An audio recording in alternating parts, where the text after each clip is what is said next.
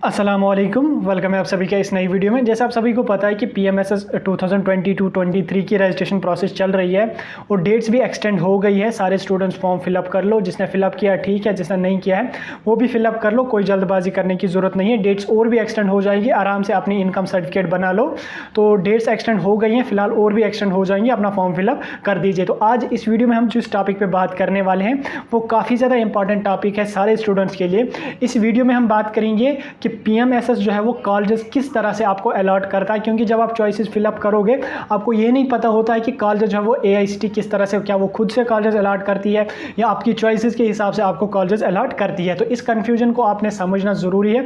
ये कन्फ्यूजन आपको समझ आ गया, ये टॉपिक अगर आपको समझ आ गया तो आपको पीएमएसएस की पूरी प्रोसेस जो है वो समझ आ जाएगी। तो वीडियो में आगे बढ़ने से पहले अगर आप हमारे चैनल पर नए हैं तो चैनल को सब्सक्राइब कर दीजिए। टेलीग्राम में जुड़े नहीं है तो लिंक आपको डिस्क्रिप्शन में मिल जाएगी, वहाँ से जाके टेलीग्राम भी ज्वाइन कर दीजिए। तो चलिए वीडियो को स्टार्ट कर लेते हैं। तो यहाँ पे फर्स्ट ऑफ ऑल हम देख लेंगे कि आपको जो कॉलेज अलॉट होने का प्रोसेस जो है वो कब से स्टार्ट हो जाएगा। जो रजिस्ट्रेशन आपने की, डॉक्यूमेंट्स अपलोड किए, डॉक्यूमेंट वेरीफाई किए आपने, उसमें कुछ भी आपको कॉलेजेस के साथ कनेक्शन नहीं होता है। तो कॉलेजेस का कनेक्शन आपका कब स्टार्ट हो जाएगा? जब रजिस्ट्रेशन की डेट जो है वो क्लोज हो जाएगी, ठीक, चाहे वो 18 अगस्त को हो जाए या फिर से एक्सटेंड हो के एंड अगस्त तक हो जाए, जिस भी दिन खत्म हो जाएगी उसके दूसरे या तीसरे दिन बाद क्या होगा, चॉइस फिलिंग का एक पोर्टल ओपन हो जाता है। आपको लॉगिन करना पड़ेगा अपनी आईडी, देन उसके बाद आपने login proceed for choice filling करके दोबारा से लॉगिन करके अपनी चॉइसेस जो अप करनी पड़ेगी। फिलअप कैसे करनी होगी वो मैंने समझा दिया आपको। मैं यहाँ पे एग्जांपल के तौर पे आपको समझा देता हूँ। आपने जो है 100 कॉलेजेस तक फिलअप करने हैं। फॉर एग्जांपल आपने नर्सिंग के 100 कॉलेजेस चूज कर दिए और मैं आपको दो एग्जाम्पल समझाऊंगा, एक उन कैंडिडेट्स के लिए जिनको एक ही कोर्स करना है और एक उन कैंडिडेट्स के लिए जिनको मल्टीपल कोर्सेज रखने, जैसे बी फार्म, बीएससी नर्सिंग या जनरल का कोर्स। और उन कैंडिडेट्स के लिए भी मैं थर्ड एग्जाम्पल के तौर पर आपको समझाऊंगा जिनको CUET के बेस पे यहाँ पे एडमिशन रहेगा। तो तीनों पॉइंट्स में, तीनों टॉपिक्स एक ही वीडियो में मैं कंक्लूड करूंगा। वीडियो जितना भी लंबा हो जाएगा वीडियो को पूरा एंड तक देख लेना। तो चलिए हम अपने टॉपिक पे आ जाते हैं। तो जो ही आप चॉइसेस फिलअप करोगे, फर्स्ट ऑफ ऑल उन कैंडिडेट्स का हम देख लेंगे जिनका जो है एक ही कोर्स रहेगा। फॉर एग्जांपल आप नर्सिंग के 100 कॉलेजेस रखे या नर्सिंग के 10 या 20 या 30 जितने भी कॉलेज आप रखोगे, उसके बाद क्या होगा, चॉइस फिलिंग की डेट जो ही खत्म हो जाएगी उस दिन आपकी जो है शाम को जो चॉइस फिलिंग का पोर्टल क्लोज हो गया, आपकी चॉइसेस जो है वो लॉक हो जाएगी। तो फॉर एग्जाम्पल आपने 10 कॉलेजेस चूज किए, 1 2 3 4 5 6 7 8 9 8 10, ये आपने फर्स्ट नंबर का रखा, ये आपने सेकंड, ये आपने थर्ड, ये आपने 4, ये आपने 5th। ये एग्जांपल के तौर पे मैं आपको समझा देता हूँ। इस कॉलेज की आपने प्रेफरेंस 1 रखी, इसने प्रेफरेंस 2 रखी, इसमें प्रेफरेंस 3 रखी, इसमें आपने प्रेफरेंस 4 रखी और इसमें आपने प्रेफरेंस जो है वो 5 रखी। तो जो ही आपने चॉइसेस अपनी लॉक की, आपका डाटा जो है वो AICTE के पास चला जाएगा। वो उसमें रिव्यू करने में कुछ 4 से 5 दिन का टाइम लगा लेंगे। 4 से 5 दिन का तो टाइम वो नहीं लगा लेते, 2 से 3 दिन का टाइम लगा लेते हैं। वो क्या देखेंगे, आपकी परसेंटेज। फर्स्ट ऑफ ऑल आपकी परसेंटेज क्या है। फॉर एग्जांपल अगर किसी कैंडिडेट की 90% परसेंटेज है, ठीक, उसने यहाँ पे कॉलेजेस 5 रखे हैं, फॉर एग्जांपल के तौर पे मैं समझा देता हूँ, उसने 5 या 10 या 20 रखे हैं, तो क्या देखा जाएगा, इस कॉलेज का देखा जाए। फॉर एग्जांपल अगर ये दिल्ली का कोई कॉलेज है या DU की ब्रांच कोई है तो इस कॉलेज का देखा जाएगा इस कॉलेज में कितने स्टूडेंट्स ने फर्स्ट प्रेफरेंस रखी जाती है। ये थोड़ा सा टिपिकल होता है, लेकिन आप अगर इसको समझ जाएंगे तो आपको समझने में काफ़ी ज़्यादा आसानी होगी और आसान तरीके से मैं समझा दूंगा। तो वहाँ पर देखा जाता है कि इस कॉलेज को कितने स्टूडेंट्स ने फर्स्ट प्रेफरेंस रखा है। देन उस कॉलेज में आपको पता होगा कि पर कोर्स है वो 5 सीटें होती हैं। BSc नर्सिंग के लिए पर कॉलेज है वो 8 सीटें होती हैं। तो जो टॉप 8 में स्टूडेंट्स आ जाएंगे 12th के मार्क्स के बेस पे इस कॉलेज में, उन्हीं स्टूडेंट्स को ये कॉलेज है वो अलॉट कर दिया जाएगा।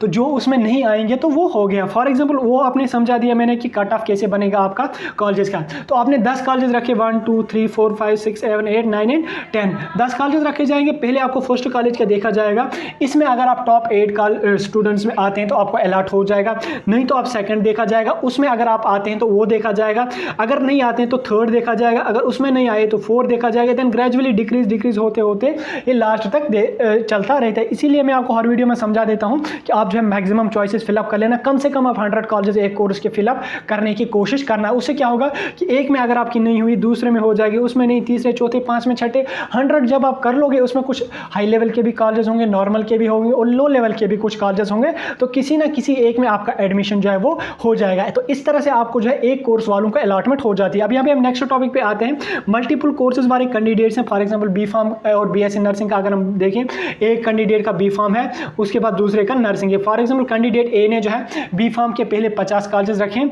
देन उसके बाद नेक्स्ट नंबर पे BSc नर्सिंग के जो है 50 कॉलेजेस रखे हैं। अब यहाँ पे आप कंफ्यूज हो जाओगे कि यार इनमें से कौन सा कोर्स मिलेगा। देखो डिपेंड करता है आपकी प्रेफरेंसेस पे। अगर आपने फार्मेसी पहली प्रेफरेंस रखी है और नर्सिंग जो है वो आपने सेकंड रखी है, तो चांसेस आपको ज़्यादा रहते हैं फार्मेसी मिलने के, नर्सिंग के कम चांसेस आपको रहते हैं, क्योंकि फर्स्ट ऑफ ऑल आपको देखा जाएगा आपने जो फर्स्ट प्रेफरेंस पे कॉलेज रखा है 1 प्रेफरेंस से लेके 50 प्रेफरेंस तक आपने फार्मेसी के रखे हैं, तो आपको उनमें देखा जाएगा 1 में अगर आप आते हैं, देन सेकंड, देन थर्ड, इस तरह से करते करते 50 तक चला जाएगा। देन उसके बाद अगर आप बी फार्म के किसी भी कॉलेज के फॉर एग्जाम्पल 50 कॉलेज आपने रखे, उनमें किसी की कट ऑफ में आप नहीं आए तो छोड़ गया, आपका बी फार्म यहीं पे खत्म हो गया। देन देखा जाएगा आपका नर्सिंग का जो सेकंड आपने रखा है उसका देखा जाएगा। देन अगर आप नर्सिंग के किसी भी कॉलेज में कट ऑफ में आ गए तो आपको वो अलॉट कर दिया जाएगा, लेकिन आपके लिए बेस्ट है कि आप एक ही कोर्स चूज कर दीजिए। ये बहुत बड़ी गलती कर देते हैं स्टूडेंट, मल्टीपल कोर्स चूज कर देते हैं, यहाँ से परसेंटेज कम होती है, फिर ना वो इधर के रहते हैं ना उधर को रहते हैं, ना नर्सिंग मिलती है ना फार्मेसी रहती है, फिर वो साल ज़ाया हो जाता है, फिर अगले साल और अप्लाई उनको करना पड़ता है, क्योंकि ऐसे बहुत सारे कैंडिडेट्स हमारे साथ जुड़े हैं, इसलिए मैं आपको बोल रहा हूँ ये गलती आप बिल्कुल भी मत करना। आपने जो कोर्स करना है वो आप एक ही कोर्स कर दीजिए। एक ही कोर्स के जब आप 100 कॉलेज चूज कर लोगे उससे क्या होगा कि फॉर एग्जाम्पल अगर फार्मेसी के 100 कॉलेज रखोगे उसमें कुछ कॉलेज टॉप लेवल के आ जाएंगे जिनमें 90+ कट ऑफ जाएगा, कुछ कॉलेज ऐसे होंगे जो नॉर्मल लेवल के जिनमें 80+ जाएगा, कुछ ऐसे होंगे जिनमें 75+ जाएगा। इसी तरह से कुछ प्राइवेट कॉलेज भी रखोगे जिनमें कट ऑफ कम हो जाएगा और कहीं ना कहीं आपको कॉलेज अलॉट हो ही जाएगा। फर्स्ट पे आपको देखा जाएगा कि आपने फर्स्ट प्रेफरेंस पे कौन सा कॉलेज रखा है, then second, then fourth, then fifth, then उस तरह से ग्रेजुअली डाउन होता जाता है। तो थर्ड और लास्ट टॉपिक पे हम बात करेंगे कि CUET इस साल जो PMSS में रखा गया है उनके कैंडिडेट्स को कैसे अलॉटमेंट हो जाएगी। देखो CUET का आपको पता है कि सेंट्रल यूनिवर्सिटीज़ हैं, उसके साथ साथ कुछ स्टेट यूनिवर्सिटीज़ हैं, कुछ प्राइवेट यूनिवर्सिटीज़ ने भी पार्टिसिपेट किया, कुछ डीम्ड यूनिवर्सिटीज़ हैं उन्होंने भी पार्टिसिपेट किया। वो लिस्ट मैंने ऑलरेडी आपको शेयर की है, वो मैं दोबारा से उसको रिकैप्चुलेट करना नहीं चाहता क्योंकि काफ़ी ज़्यादा कॉलेजेस हैं जो CUET के बेस पे जनरल कोर्सेज के लिए आपको एडमिशन करेंगे। तो आपने क्या काम करना है, अगर आप दिल्ली यूनिवर्सिटी जामिया मिलिया में अगर आप एडमिशन करना चाहते हैं तो आपने क्या काम करना पड़ेगा, CUET का एंट्रेंस वहाँ पे आपने क्रैक करना पड़ेगा। फॉर एग्जाम्पल अगर DU की किसी ब्रांच में, फॉर एग्जाम्पल DU के BA honours in political science है एक ब्रांच उसकी, ठीक, हर आपको पता है हर ब्रांच में मैंने आपको बोला 5 सीट्स होती हैं, तो यहाँ पे इस BA honours in political science Delhi university में 30 कैंडिडेट्स ने फॉर्म फिलअप किया है, ठीक, और 30 कैंडिडेट्स एंट्रेंस देते हैं और 30 के 30 कैंडिडेट्स जो वो एंट्रेंस क्वालिफाई करते हैं या 30 में से 20 कैंडिडेट जो वो क्वालिफाई करते हैं। यहाँ पे सीट जो है वो 5 ही हैं। अब इनको कैसे देखा जाएगा, फॉर एग्जाम्पल 30 कैंडिडेट्स ने दिल्ली यूनिवर्सिटी में पॉलिटिकल साइंस का एंट्रेंस क्रैक किया, मैं एग्जाम्पल के तौर पर आपको समझा देता हूँ।